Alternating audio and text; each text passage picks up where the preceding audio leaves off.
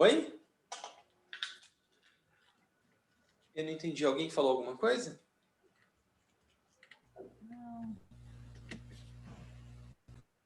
Não, aqui apareceu uma mensagem para mim que a reunião está sendo gravada. Se eu quero continuar ou sair. Tá. Ô, Paulo. Oi, foi a mesma que apareceu para mim. É que alguém falou alguma coisa aí. Não, quem falou foi a mensagem mesmo. Ela falou, esta não está sendo gravada. Não sabia. Eu também nunca vi isso. Que estranho, né? Deve ser Mas não era melhor você ler de novo? Pode ser, né? Boa.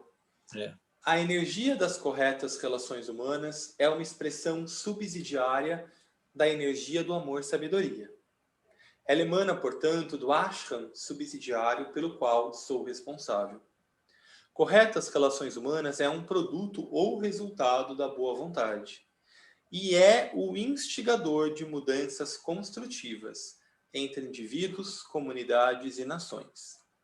Suas ações diárias serão de boa vontade, dirigidas para o estabelecimento das corretas relações humanas, se você estiver corretamente orientado dentro da raça humana e para a hierarquia espiritual. Então, como eu dizia, o ashram do mestre Descartes é o ashram 2.1.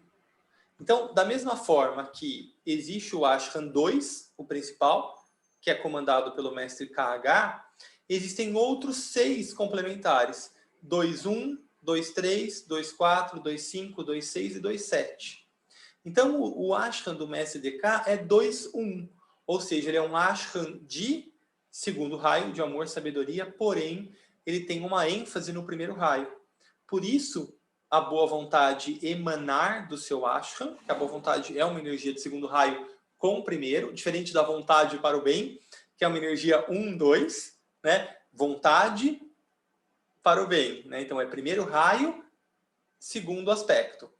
E aqui é o inverso, né? Boa vontade, segundo raio, primeiro aspecto. E é também o mestre tibetano, por ele ser um dos mais eruditos e por estar à frente do movimento esotérico moderno, tanto com Blavatsky quanto com Bailey e na próxima fase de ensinamentos, o esoterismo é uma característica, uma qualidade do primeiro raio. Tá? Então, o mestre Descartes, o ashram dele é o 2.1. Continuando na mesma tônica, eu trabalho com a energia das corretas relações humanas. Ela é parte integrante e definida da energia do segundo raio. É um tipo magnético de energia e une os seres humanos para melhoria. Acho que melhoria não melhoraria. E para a correta compreensão. Lembrando que magnetismo também é uma qualidade do segundo raio. Não, melhor do que uma qualidade, é uma característica do segundo raio. Também está relacionada de modo peculiar à energia do primeiro raio, de vontade ou poder. Talvez isso fique mais claro para vocês se eu indicar que a vontade para o bem é um aspecto do raio da vontade, mas a boa vontade é um atributo do segundo raio, do amor e sabedoria, relacionando assim esse raio ao primeiro. Aquilo que eu dizia, né, anteriormente. Só um minutinho. Não estou enxergando a barra de rolagem aqui do texto. Agora que apareceu. Neste ciclo específico, embora relativamente curto, meu ashram está numa posição chave. Está intimamente ligado ao ashram de primeiro raio do mestre Moria, através do trabalho de boa vontade mundial e através de todos os movimentos de boa vontade no mundo desta época. É interessante a gente pensar que a boa vontade, ela teve uma expressão muito forte a partir da Segunda Guerra. Né? Surgiram muitos movimentos ao redor do mundo. Até então, não se usava com tanta popularidade esse termo. E se expressou até nos esportes. Na década de 80 e 90, no auge da Guerra Fria ali, existiam os Goodwill Games, que era depois daqueles boicotes, né? Os Estados Unidos e o grupo capitalista boicotou a Olimpíada de Moscou, em 1980, e o bloco comunista socialista boicotou as Olimpíadas de Los Angeles, em 1984. Após isso, surgiu esse movimento dentro do esporte, chamado de Goodwill Games, que eram jogos da boa vontade. E aí essas duas potências, esses dois blocos chefiados pelas duas potências da Guerra Fria, Estados Unidos e União Soviética, passaram a competir nesses jogos. E claro que o esporte envolve competição, mas a tônica era a essência, né, do esporte de confraternização, né, e tudo aquilo que a gente sabe que o esporte traz. Teve o movimento a Legião da Boa Vontade no Brasil, também um fenômeno muito interessante. Hoje, não tanto, mas eu tive a oportunidade de conhecer o Templo da Boa Vontade em Brasília, é incrível. A energia é realmente fantástica. E na parte onde ficam os restos mortais do fundador, eu senti deixa eu pegar minha bateria. Eu senti uma energia muito, muito, muito forte mesmo. De amor, sabedoria, sabe? Então, eu até na época, hoje eu não me lembro tanto, mas na época eu até pesquisei bastante sobre esse fundador e ele realmente parecia ser uma pessoa bem diferenciada. E assim, independente do grau de consciência dele, ele estava conectado a essa energia, né? Criou um movimento no nosso país e que se estendeu por outros países aqui na América Latina, muito conectado a essa energia de boa vontade, que possivelmente pode ter sido emanada do ashram do mestre DK. Não estou dizendo aqui, não estou afirmando aqui que ele era um discípulo do mestre DK, ou que ele trabalhava no ashram do mestre, não estou dizendo isso. Pode ser que sim, mas pode ser que não. Mas me parece que o movimento, a energia que o inspirou na criação desse movimento foi proveniente do ashram do mestre DK. Muito provável que sim. Vale a pena dar uma pesquisadinha depois sobre a vida dele. Ô, Paulo? Oi, querido. No prédio que morava a mãe da Inava, tinha um cara que era um adepto, né? Bem antigo, um senhor. E tinha toda uma coisa que não era declarada, mas esotérica. Que ele lembrava muitas coisas da Blavatsky, assim, hiperbórea, todo esse conhecimento. Quer dizer, não era só aquela coisa declarada da captação de recursos. Né? Eu acho que se perdeu um pouco depois que ele faleceu, Gui. Pelo menos a impressão que eu tenho. Porque realmente, se alguém puder pesquisar, a Thalita que gosta, né? Se alguém puder pesquisar o nome dele, eu não me recordo agora. Mas ele era uma pessoa diferenciada mesmo, viu? Eu lembro de ter estudado na época que eu fui lá, que eu fiquei encantado.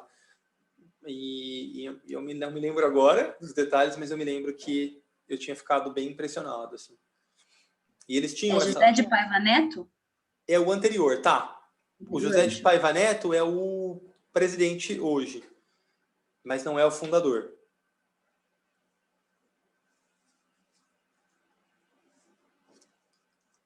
Daqui a pouco a Thalita responde pra gente. Então, vou continuar lendo, tá? Vocês têm, portanto, esse tipo dinâmico de energia canalizada através do ashram pelo qual eu sou responsável, o 2-1. E esse ashram trabalha em íntima cooperação com o do Mestre R. Porque a atividade inteligente da energia da boa vontade é o nosso objetivo, ou seja, ela se expressando, né? E sua expressão através da inteligência aplicada com sabedoria e com habilidade na ação é a requerida tarefa de todos os homens e mulheres de boa vontade do mundo. Então eu vou ler de novo esse trecho, porque é muito importante. O ashram dele trabalha em íntima cooperação com o do Mestre R, que é o ashram de terceiro raio hoje, né, da atividade inteligente. No caso, ele era do sétimo raio, mas como o Mahashohan trabalha com a energia de terceiro raio.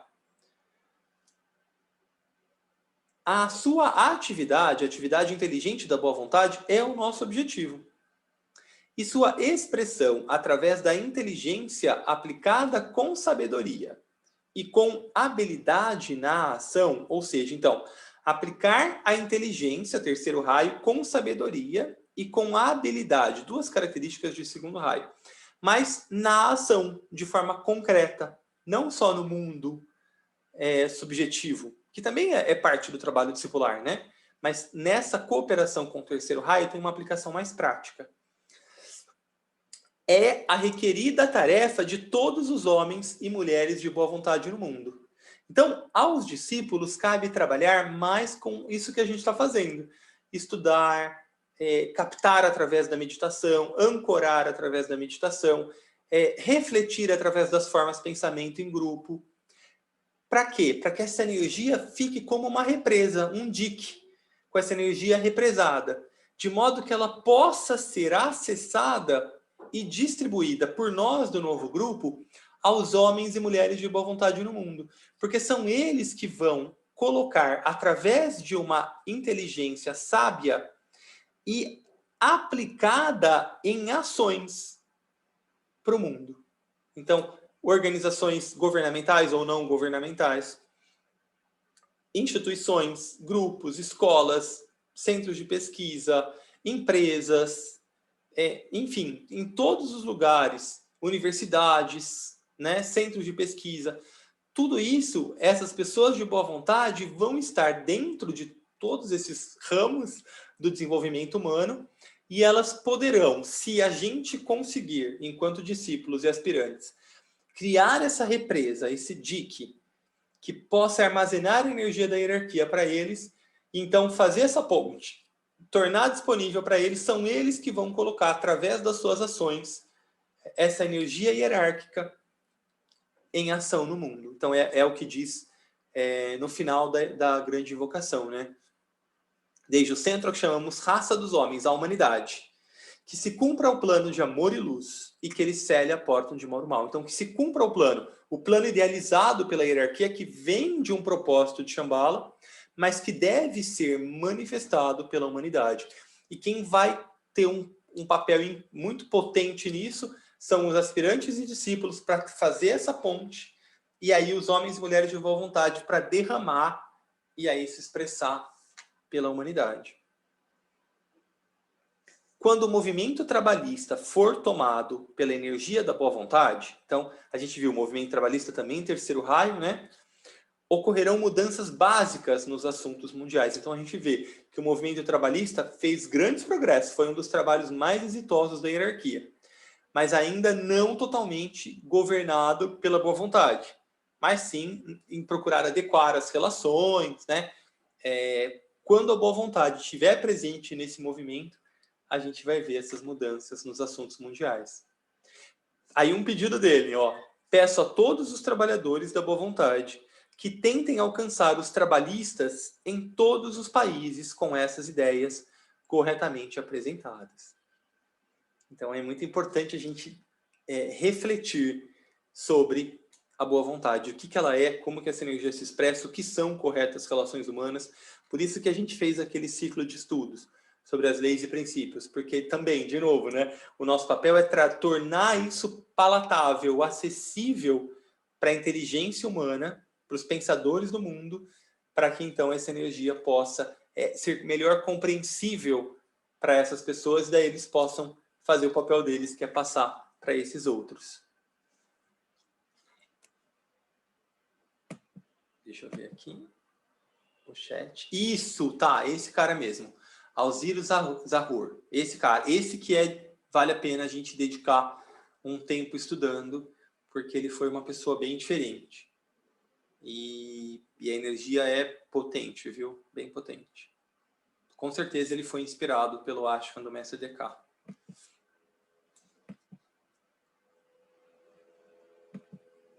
Alguém gostaria de fazer algum comentário? Podemos seguir? É o último trecho, né? O Paulo. Oi, querido. Pelo que o senhorzinho lá falou, esse fundador no começo, que ele era um radialista, né? Um jornalista. E ele já tinha um programa com esse nome, de Boa Vontade. Não sei. E a ideia dele era reunir todas as religiões. Ele tinha um barato ecumênico, né? Inclusive, ele chegou até a sair da LPV quando a Igreja Católica começou a querer impor o seu perfil. O interessante desse cara, que eu me lembro do que o cara, eu não aprofundei com ele, mas era que ele tem uma ligação com aquele começo do texto que ele fala que em 1980, porque ele fundou em 1950, não é isso? E em 1980 você fala que já seria um barato ecumênico previsto pelo tibetano. Então, quer dizer, em 50 ele já se dedicava a esse lance ecumênico. Então é interessante mesmo. E por isso que eu digo que esse movimento da boa vontade, ele começou com o tibetano no final da década de 30, do ashram dele, né? Então, olha que sensível, né? Para logo depois, 10 anos depois, num outro país, numa outra língua, ele captou essas energias e do jeito que ele sabia, do jeito que ele podia, do jeito que era possível para ele, com os recursos que ele tinha, ele traduziu essa qualidade energética com o instrumento mental que ele tinha, né, para uma expressão aqui, né? Então é muito... Dá para ver que ele foi inspirado pelo ashram. E aí, claro, cada um com seus recursos, isso que o discípulo faz, né? Ele, com os seus recursos, com a sua visão do plano, ele vai trabalhando. Então, se você for pegar dentro do movimento, claro que não está exatamente como o tibetano falou, ele não era Alice Bailey, ele era o Alcide Zahur, né? Mas ele fez o melhor que ele pôde e foi uma expressão muito potente, muito benéfica dessa energia aqui. Então, eu acho muito legal a gente reconhecer onde essas pessoas sensíveis, né, que captam essa vibração, são inspiradas pelo ashram, eu não tenho dúvida. E aí, fazem do jeito delas, né? E com o tempo isso vai lapidando. E se a energia sai de lá, o mestre é enfático, né, nisso. Então, às vezes, um discípulo é inspirado pelo mestre e tem a energia do ashram. E aí solta, né? E aí aquele discípulo vai construindo o seu pequeno ashram ali, seu grupo de aspirantes e discípulos, e se aquela energia começa a se desviar do propósito, o ashram recolhe energia, né? E aí aquilo, em geral, já sem a inspiração do ashram, vai para um caminho materialista, né? E acaba com o tempo se dissolvendo, porque a energia da personalidade ela alimenta até um certo grau, mas uma nova geração já não alimenta aquilo mais. Já está ligado em outras coisas. E se não tem a potência do ashram, aquilo se desfaz. Então, o tibetano é muito claro em vários textos quando ele fala sobre isso. Então, me parece, a minha opinião, me parece que foi um pouco o que aconteceu depois da morte dele, de quando ele se retirou, assim. Então, ainda existe, lógico, mas não com a mesma vibração, com a mesma potência, com o mesmo magnetismo, porque, né, se sai do ashram, deixa de ser nutrido aí por isso. Aparentemente, Paulinho, os interesses se mudaram. Houve interesses econômicos que se acentuaram e houve interesses políticos também. A inserção do grupo em movimentos políticos pessoais, né? Eleitorais, eu vou dizer, não políticos, eleitorais. Mas, na verdade, Rê, é o inverso, né? O mestre recolhe a energia, aí tudo isso aparece. Porque aí fica pro sob controle da personalidade. Se o mestre ainda está investindo a energia dele do ashram, isso tudo entra numa aura de compreensão do grupo, e aquele grupo que está à frente, ele meio que nem consegue sair daquilo, ele vai no impulso, né? Mas quando o mestre recolhe, aí já era, né? Aí não tem inspiração. Aí começa a desvirtuar. Isso é a sensação que eu tive, porque eu acompanhei o movimento um período, né? Ai, que legal! E por interesses, assim, né? De conhecer. E o que deu a sensação é que, de repente, ele perdeu o objetivo, a aspiração. E foi assim, esse outro presidente, nítida, era da mesma linha, mas, de repente, ele se perdeu. Acompanhe a história, você vai ver que parece que algo sumiu, desapareceu. É isso. O mestre recolhe, aí já era. Aí já era. Não tem mais. E às vezes as pessoas não percebem isso, né? Mas tudo bem também, né? Vai saber o plano. Mas é interessante a gente reconhecer os movimentos, né? Como observadores. Bom, vamos ler o trecho final. Nas páginas anteriores, comuniquei-lhes certos princípios gerais e delineei um novo aspecto do trabalho que me comprometi a fazer pela humanidade, sob instrução da hierarquia. Então, aqui, ó, o mestre, recém, né, a gente viu que ele recebeu a 5ª iniciação, ele se tornou um mestre em 1975, justamente quando a Blavatsky começou a exteriorizar esse trabalho com a hierarquia. Então, ele era um mestre relativamente jovem, né, enquanto mestre, mas não de maturidade, ele se disse muito erudito anteriormente. Mas ele vai aqui dizendo que é um compromisso dele. Então, claro que não existe karma, mas em termos do Dharma, ele assumiu esse compromisso porque os mestres M e KH, que geralmente eram os responsáveis pelo movimento esotérico e pela orientação do mundo, já estavam mais comprometidos com assuntos ainda mais amplos do que o treinamento discipular.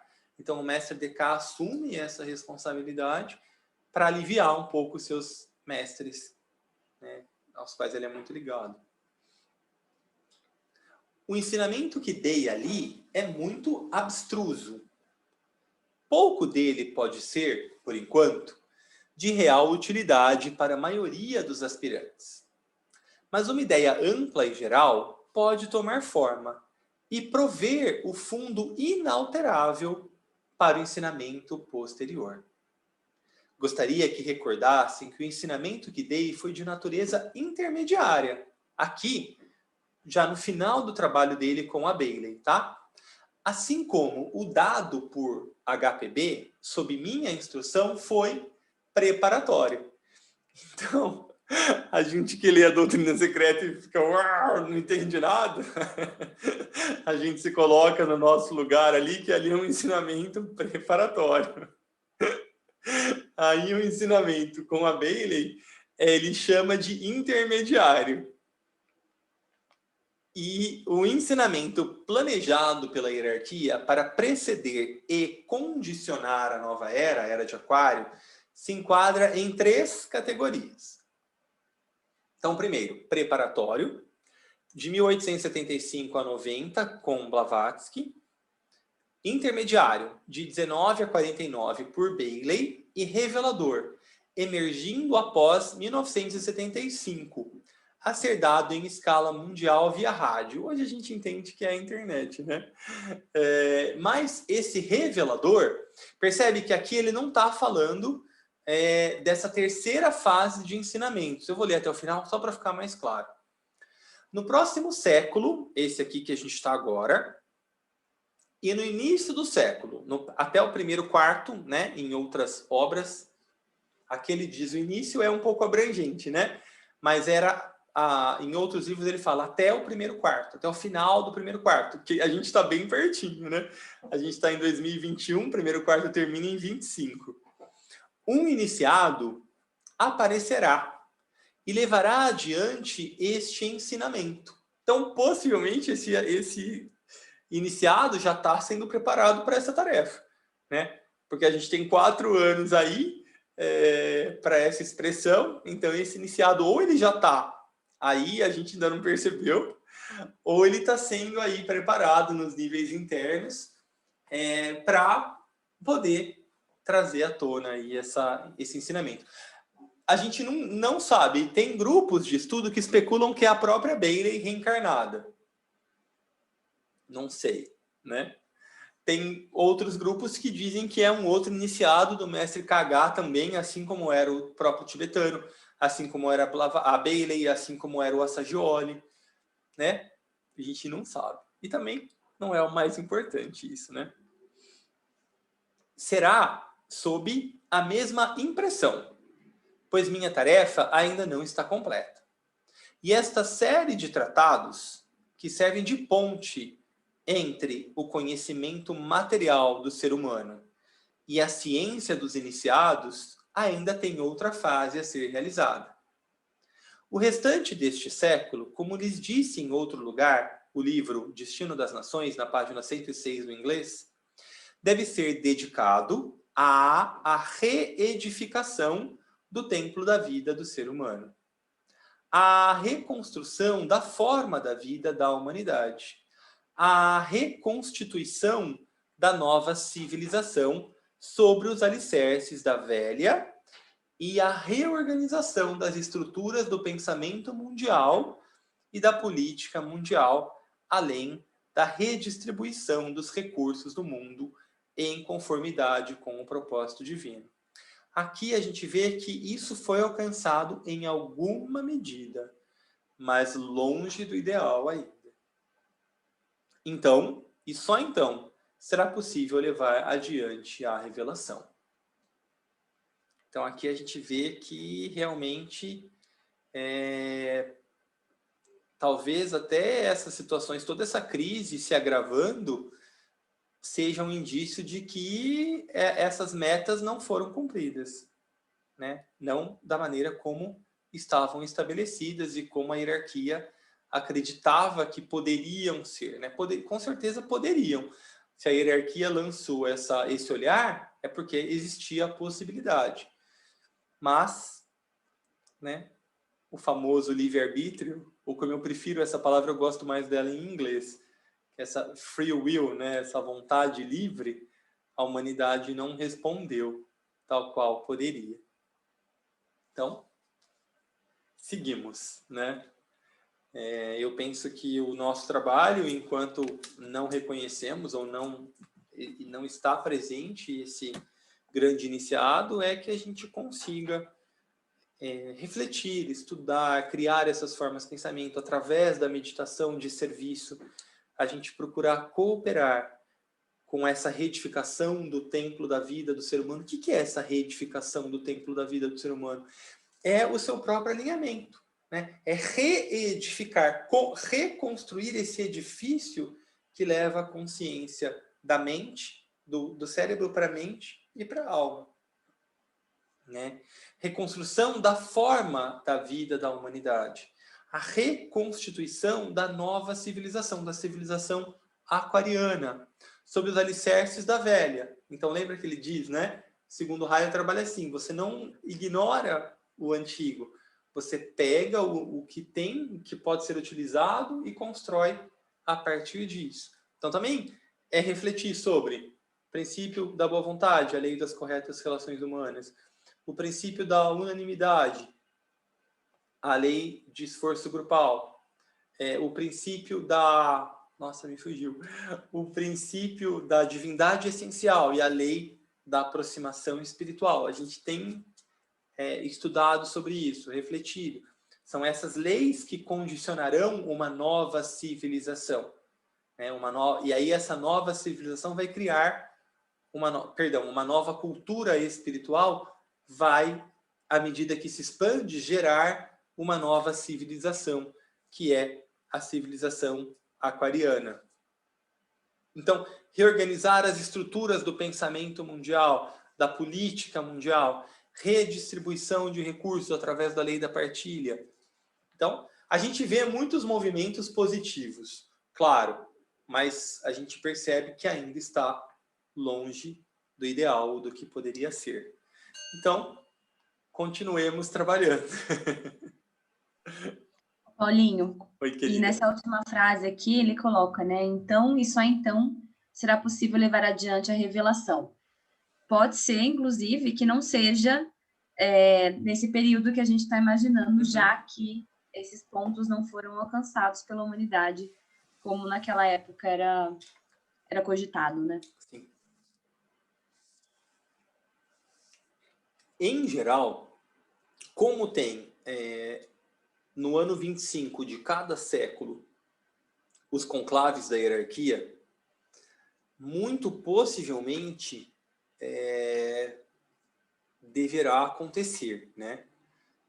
Principalmente a vinda desse iniciado, o reaparecimento do Cristo, talvez mais para frente, por conta dessas condições ainda não está. Então, o Cristo não vai desperdiçar seu tempo e energia, os mestres, os iniciados, para uma expressão que não vai ser frutífera, né? Não vai acontecer. Mas me parece que pelo que eu até compartilhei uma vez um livro que um estudante de esoterismo, o Steve, ele fez desde 1425, ele foi pegando fatos históricos relacionados a cada concílio de cada século. Muito interessante o trabalho que ele fez.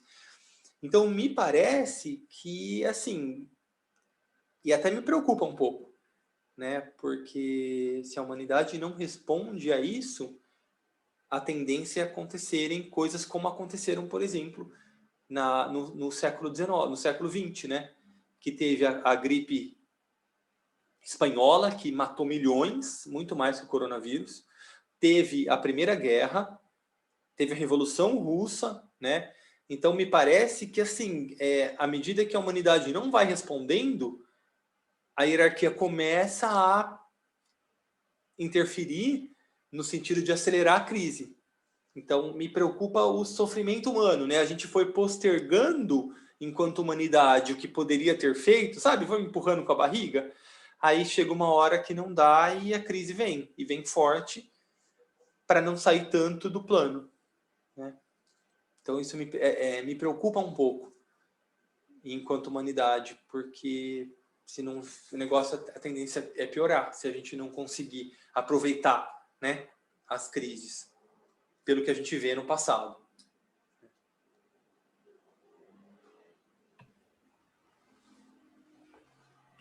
Será que o corona já não é uma sinalização? Certeza, não tenha dúvida.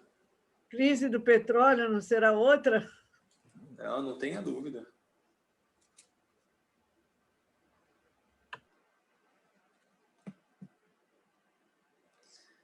E Paulo, assim... Oi, querida.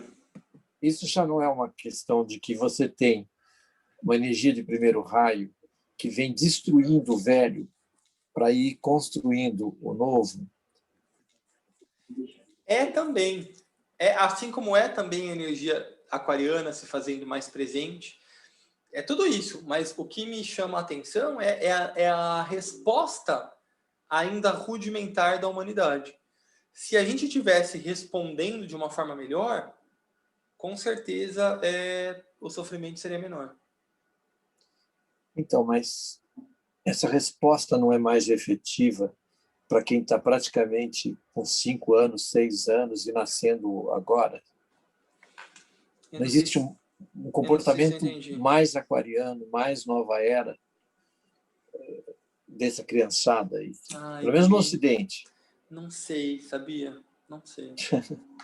Não sei, porque assim, por exemplo, eu trabalho numa escola. Então eu diria que sim, porque a criança é um ser puro, só que se elas não têm um ambiente fértil, começa a se observar, como a gente observa nas gerações mais novas, que existem certos ideais aquarianos, mas não embasados em valores espirituais eternos. Isso para mim é muito claro. Eu trabalho com muita moçada, né? De 20 anos, 21, assim. Então eles têm essa coisa aquariana de eu quero ficar pouco tempo em cada lugar, eu mereço uma coisa melhor, mas falta muita resiliência, falta muito o acomodar dos valores, falta o pensar no outro em forma prática, uma reatividade emocional muito grande. Então, se a coisa não sai do jeito que eu quero, não tá bom. Mas é insustentável, né? Se não for o que eu quero e se cada um tiver a mesma postura.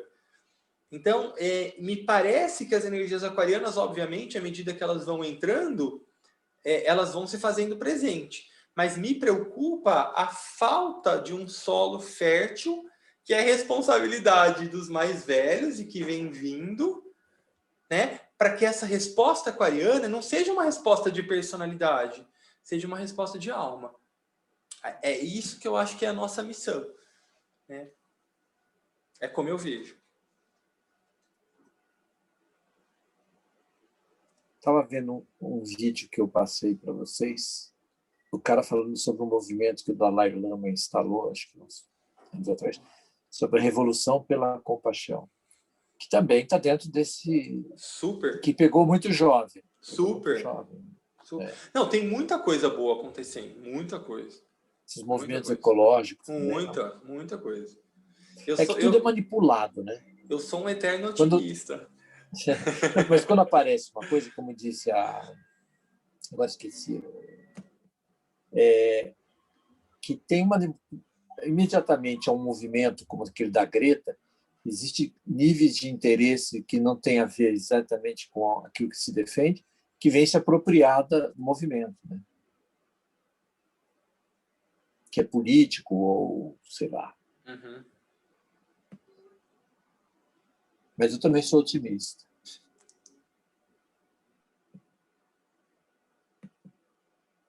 É que assim, eu acho que a gente precisa ter sempre uma postura equilibrada, né? Então, assim, sempre um olhar otimista, mas a gente também precisa ver que ponto que a gente está. Se a gente ficar maquiando, aí a gente não consegue construir de verdade o que precisa para chegar no ponto ideal. A gente precisa trazer uma luz aqui para enxergar o máximo possível as coisas como elas são, para a gente falar, pronto, a partir desse tempo onde eu estou agora, desse local onde eu estou agora, o que é preciso para construir o próximo passo? Se a gente não tem essa visão, aí vai ficar um negócio, uma coisa para cá, uma coisa para cá, e aí vai precisar dissolver para reconstruir, né? Então eu vejo que é um pouco isso que a gente está, assim, nesse momento, né? Então, não, temos que continuar trabalhando.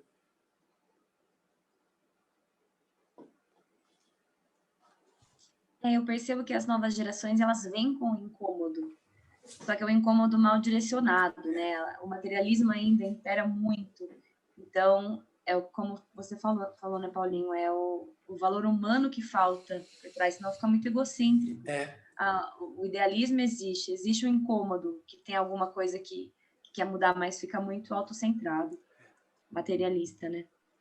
E o que eu vejo é que a falta desse valor faz com que não haja isso que o tibetano diz, que você precisa pegar a estrutura e construir a partir dela. É semelhante ao movimento anarquista, né? Dissolve tudo e faz o novo. E a gente vê que não é assim que funciona, porque tem muita coisa que pode ser aproveitada, né? Então, eu acho que assim, tá no movimento, não tem como voltar, né? Agora, a gente precisa manter vivos os valores para essa transição ser mais suave.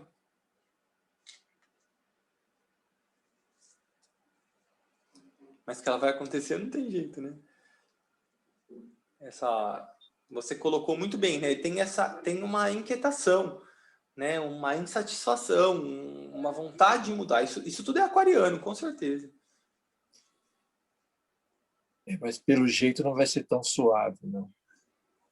Pelo que indica. Parece que não. Não.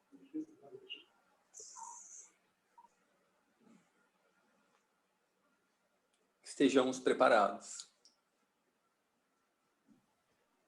Na verdade, a sensação, eu lidei muito com eu vejo como que nem essa transição, né? Até nós, um pouco mais experientes.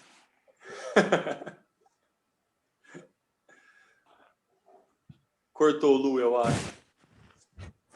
Congelou.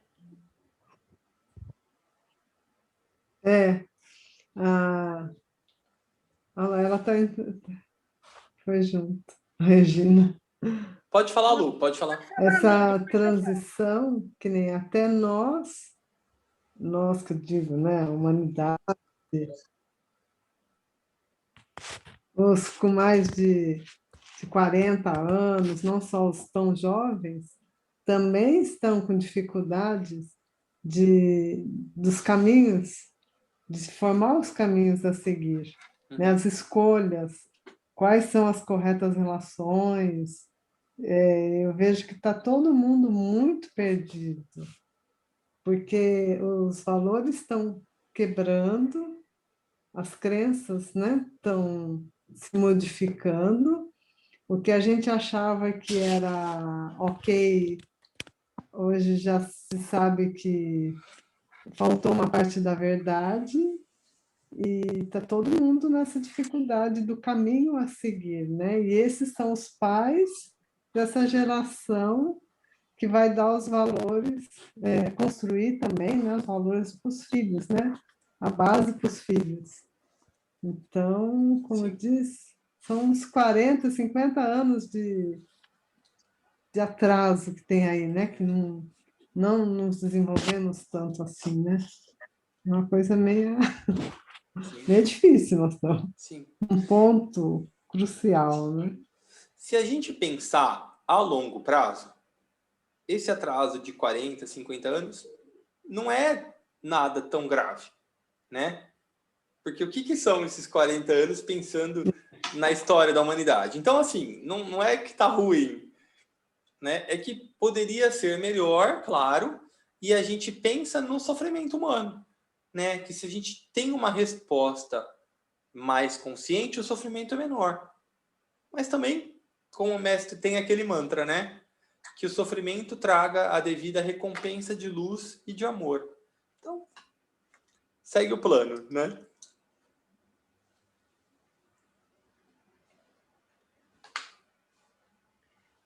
Só para completar um pouco o que a Luísa falou, até recentemente eu lidava com jovens, adolescentes de maior idade, porque o comportamento era bem adolescente, apesar de estarem na universidade. E você via uma divisão na clientela, na minha clientela, jovens, assim, né?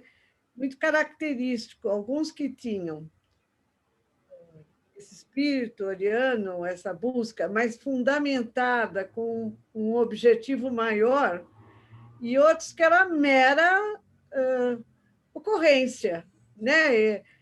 Formar era ocorrência, fazer o que fazia era ocorrência, ter consultório é uma ocorrência ou uma herança, porque muitos a gente via que tinha uma fundamentação muito, do meu ponto de vista, errônea, né? Aquilo, eu vou continuar aquilo que eu já herdei, da forma que der. Então, isso me chocava um pouco, porque era um pessoal vibrante, com interesses, mas na hora que você conversava um pouco mais profundamente faltava tanta essência. Eu não via, eu me preocupava, eu não via como negativo, porque para alguns você conseguia dialogar, chegar, conversar e evoluía, mas para outros o que me faz ver que outros são a maioria, Paulo. Então, isso me preocupa, me dói pensar, né? Até porque tenho netos aí de 15, 16 anos, eu acho que vem aí eles vão ter uma carga muito grande. Não estou sendo negativa, mas eu estou entendendo que eles vão ter que viver isso para evoluir, entendeu? Não sei se tem muita falha nossa, mas também não me sinto responsável por tudo. Então, Claro. Mas vem aí alguma coisa, a sensação que eu tenho, assim, para poder fazer evoluir, não sei, né? Espero a gente poder ajudar que seja menos dolorido.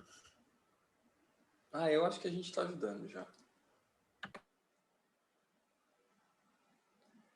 Bom, assim nós encerramos esse ciclo. Eu queria que a gente falasse um pouquinho sobre isso, né? Sobre como é que foi esse ciclo de estudos, sobre o trabalho dos mestres, sobre o trabalho da hierarquia, se era o que vocês estavam esperando, se não era, o que trouxe de conscientização. Enfim, queria a participação de todos um pouquinho aí para a gente, antes de encerrar esse ciclo, e depois a gente pensar em possíveis temas para o nosso grupo. Então, vou deixar o microfone aberto para quem quiser falar, e aí eu vou parar a gravação, porque aí não, né, fica para nós. E aí, quem quiser falar,